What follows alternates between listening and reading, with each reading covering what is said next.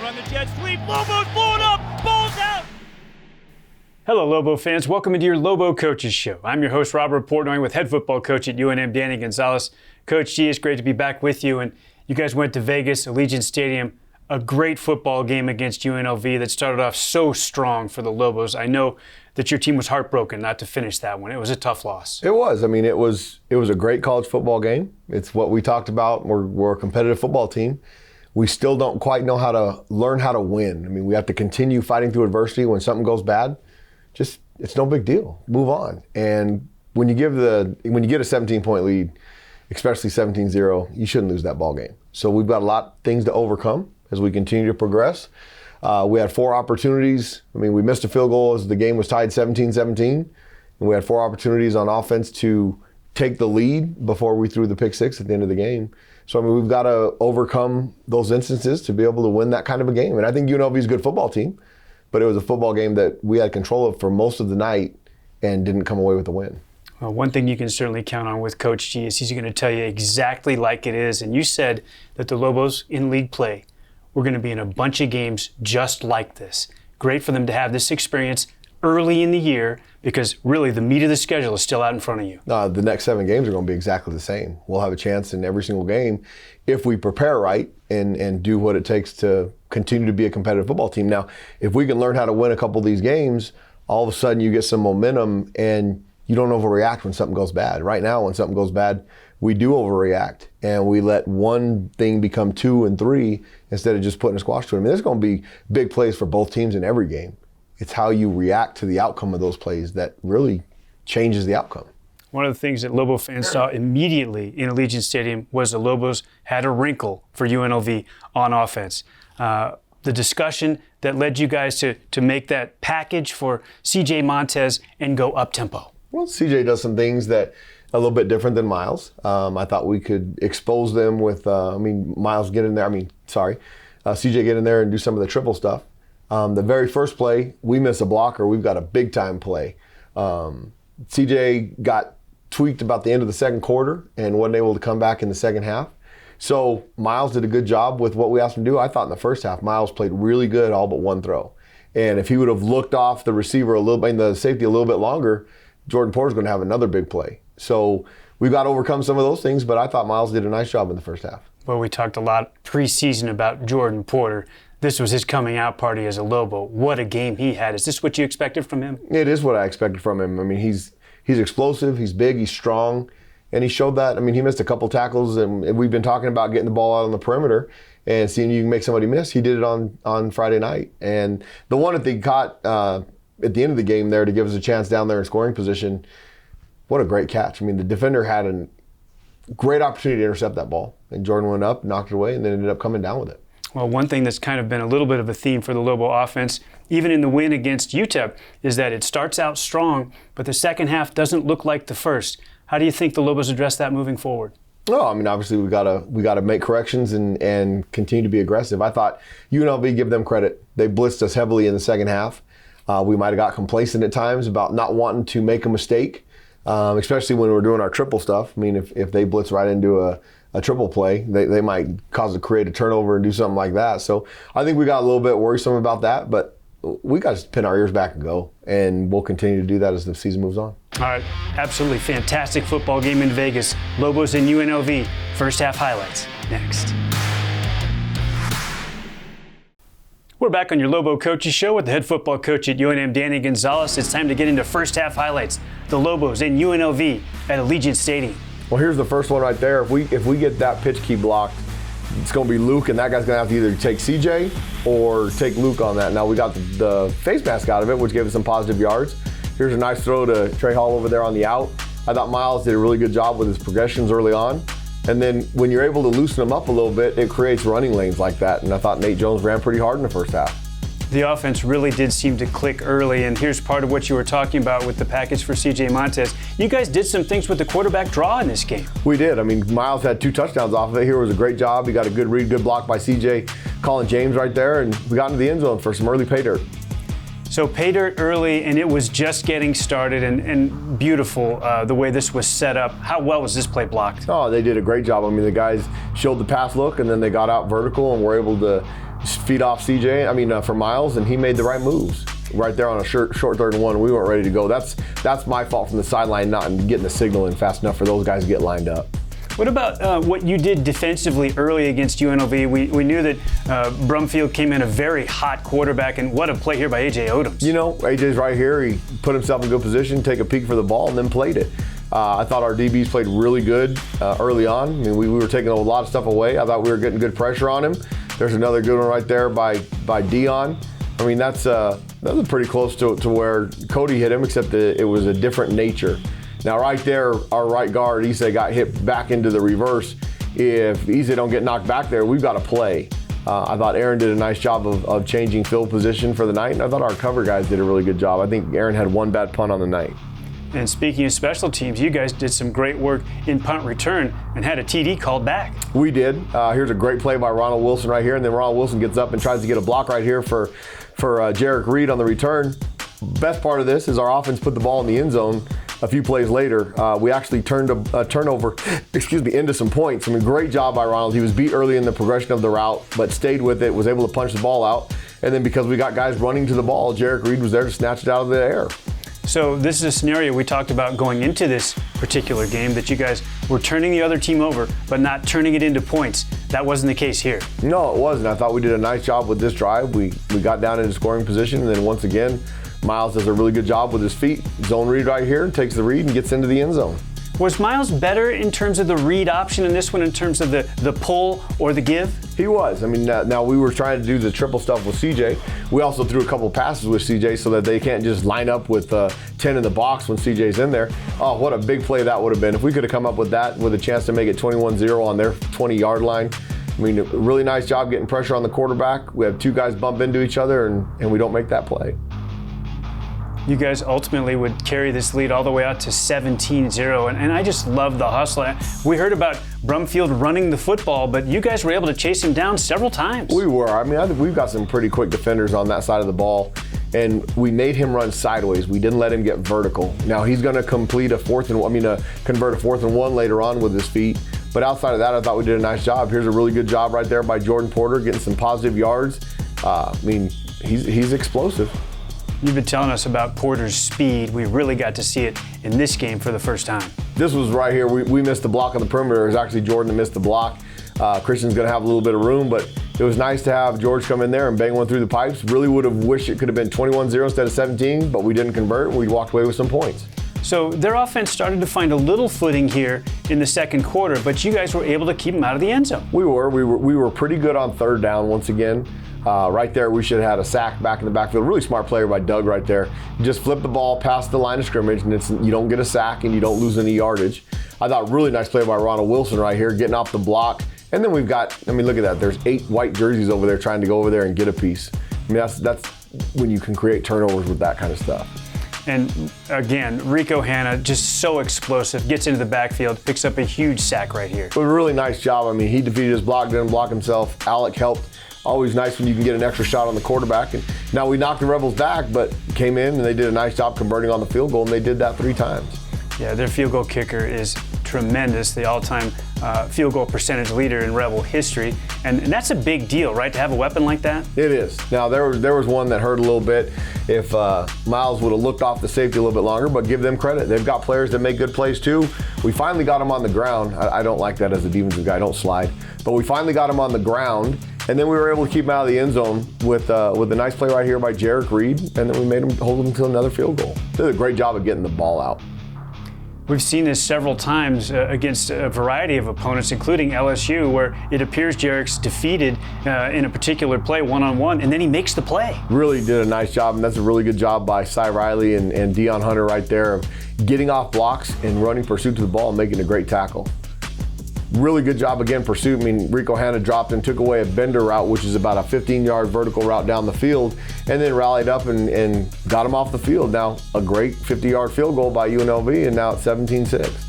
I think about this, Coach, in terms of the linebacking position. You played a second straight game without Leatele in the middle, and early on in the year, you played games without Dion Hunter and Cy Riley. that's such a deep position. There isn't any drop-off. All those guys are amazing. No, I think we have a really good linebacking core. I think it's one of the best in our league, and I think those guys are playing like it. There was a big play right there. I mean, we're a little bit late in coverage. They do a nice job of completing the vertical route. They're going to get in field goal position again to bang in another one to get a 17-9. That one right there, we can't let them get that much penetration from the line of scrimmage. What was the defensive mentality here at this time, at the end of the second quarter, in terms of the way you played them for this little 2-minute drill? Well, we were still trying to get a stop. I mean, sometimes we substitute at the wrong times. We need to be a little bit more aware of that on the sideline. We were just trying to get a stop to get off the field. They were able to kick the field goal through to make it 17-9. 17-9, we've still got momentum going into to halftime. We have to make some corrections. If we don't let them score, we're going to win the ball game. You guys have forced them to 3 field goals after you get the 17-0 lead. What was the message to the team in the locker room? Well, we need to keep moving what we were doing on offense. We need to convert instead of a field goal, get some more points off of that, get touchdowns. And then on defense, get off the field earlier. Don't let them get down there in scoring position. Make some plays in the secondary, and we'll continue as we're doing in the first half. Okay, Lobos up 17-9 at the break. Second half highlights next.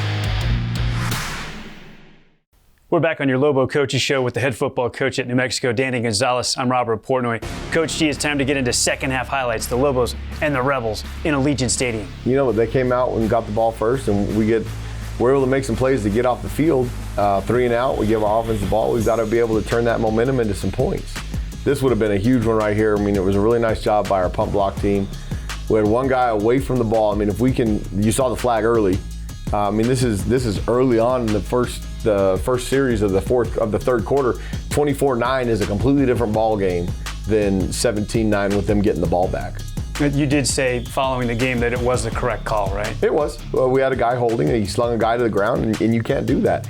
So instead of it being a touchdown for us, a celebration, kick it off, and going on defense again, we have the ball almost at the 15-yard line. We missed a block right there. The Jaden's going to have a chance to go for a pretty long time on the Wildcat formation right there, but it didn't work out. Now, Ian Schul, I thought, did a nice job all night long. He was physical. He got great penetration, was able to make some few plays back there. You mentioned that Justin Harris dealing with an ankle, so Schul getting a lot of time at defensive end, and he was terrific. He was really good. Plays hard, physical, low. Really nice stop right there by Cy Riley on a 3rd and 1. Bryce Santana did a really nice job of defeating block right there and helping Cy out on the play right there. Now the 4th and 1, if Cy comes tight like he's supposed to, we're going to get off the field, but we make an alignment error, and they're able to convert for the first down. And that was the one you were talking about where Brumfield is able to convert it himself. And UNLV drives down to a goal-to-go scenario, and he's a tough guy to bring down. He is. A bad aiming point right there coming off the edge. So he has the advantage, and he gets around us, and he's a big old guy. He's a big old joker that was able to get in the end zone on that play. They convert a really difficult 2-point try with a great catch in the corner to get things even. And another completion to Trey Hall there. You know, I thought Miles did a really good job with his progressions. Got lucky with a face mask right here. I mean, it was a face mask, but we gave up some room and protection. It was able to give us the ball down the field a little bit, but we got to do a better job of giving Miles a little bit more time to step up in the pocket. What did they do to bring pressure in the second half? Just send extra guys? They were sending extra guys and playing man coverage, and we've got to be able to expose them when they do that. I mean, I thought it was a really nice job by Jordan there getting the first down. They did some good stuff. I mean, this one right here, Nate Jones he's run hard. I mean, that was a questionable call. Felt bad for the sound guy over there. I don't know that he ever came back and held the microphone. And that could have been a late hit out of bounds, and obviously that's a big deal later in the game, talking about late hits. And this one, if you get this, it's big, but misses wide right. We did. We missed wide right. We had a 3rd and 5. We were in 2-down territory. We were exploring to go for it. We got 0 yards, so I sent George out there to kick the field goal. We got to put those through the pipes. He's got to erase the mistake of not getting a first down right there. That's not a mature play by A.J. Odoms. I mean, those are the kind of things that we coach up in the meeting room. We can't do those. That's unnecessary. And it led for them, gave them 15 additional yards. And anytime you get down here inside the 25-yard line, you've got like a 90% chance of scoring. Still just absolutely love the way your team flies to the football, but unfortunately in this case, this is one of these new rules you were telling us about. They've made a big emphasis on defensive players cutting the offense, and that was the right call. There was 30 penalty yards on that series that gave UNLV an opportunity to get in the end zone, so they make it 24-17. Now, we got plenty of time. We're still early in the fourth quarter. No big deal. Great play right there by Jordan Porter going up. I thought the defender had the angle on the ball, and GP made a great play. Now, that was the one you talked about in our open, just an incredible play going up and getting it one-on-one. George came in, put it through the pipes. maybe we should have went for it on fourth down right there, but I think you take the points, and 24-20 with 14 minutes to go, we got plenty of time to have a chance to win the ball game. And you would get a couple of chances on offense to go down and win the ball game. We tipped the ball 4 times down 24-20 with an opportunity to win the game. We just weren't able to make enough plays to get back down there. Now, we left the defense out there. We were going to try and get a punt return. We missed on the outside, and Luke, I mean, he probably should have fair caught that ball. But right here's the problem. We're trying to move the ball down the field now, and they're just pinning theirs back and coming. We got to be able to protect those things. Aaron Rodriguez, another terrific day punting the ball for you. You talked about it. He's just a field flipper. You know, we had a couple operation errors in the second half that we had to use timeouts, and those things are so crucial. Here's the play on Cody Moon. There's nothing cheap about that shot. It was a good hit. Right there, I mean, the quarterback's trying to gain positive yards. Cody does a nice job. Now, right there, Gian should have just grabbed Cody and ran off the field, and it wouldn't start the waylay. Now, the 30 yards and penalties, got them down there. 2 plays later, A.J. Odoms makes a great play. We've given our offense the ball back again, down 24-20 with 7 minutes to go. We've got to do something with the football. A.J. Odoms is growing up before our eyes, Coach. He's getting better every week, and that's what we expect from those guys. Now we've got the ball. Here's what I was talking about. We don't have the timeouts to stop it. We get them into a fourth down situation, but they converted the first down right there. We get them into a fourth down situation, but now we just have to watch the clock run because we don't have any timeouts left. The timeouts, one of them came on offense and one of them came on special teams? It did. We thought we had too many out there on special teams one time, and then offensively, we should have just taken the penalty and been 1st and 15, see if we can get back in front of the chains. We weren't able to do that because those timeouts are so costly. And really, because you don't have the timeouts, this is just not enough time backed up this far. Well, it's really hard, and then we throw a desperation throw on fourth down, and they're able to walk it in the end zone. So the score ended up 31-20. It was a lot better football game than the final score, but we should have never been in that situation. We should have kept them out of the end zone on defense, converted some more on offense, and give ourselves a chance. You make a great point. The final score of 31-20 is not indicative of how this football game flowed and just how close and hard fought it was. No, I thought Miles played really well in the first half. They blitzed us a little bit in the second half, and we got antsy when we were out in the progressions. Miles didn't continue with taking what was given to him, and we were trying to make some home run plays. And that's learning how to win. That's learning how when you're down, just keep going. You got plenty of time. We practice 2-minute situations all the time. When we get into 2-minute mode, it changes the dynamic of the movement of the football. We just got to understand the situation in the ballgame. What about the run game, first half to second half? They did a good job of blitzing us, and they took away some of our running game. We got to be able to block them a little bit better, but they were aggressive, and we got to make them pay. We got to be able to get some separation to one-on-one. We got to protect a little bit and make them pay if they want to do that.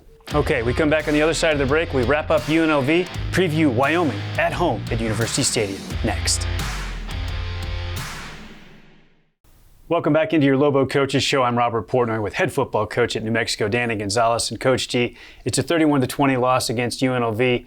A great start, not the finish you wanted, but what about your final takeaways from a big Mountain West game against a red-hot Rebel team? They're a good football team. Coach Arroyo's doing a good job.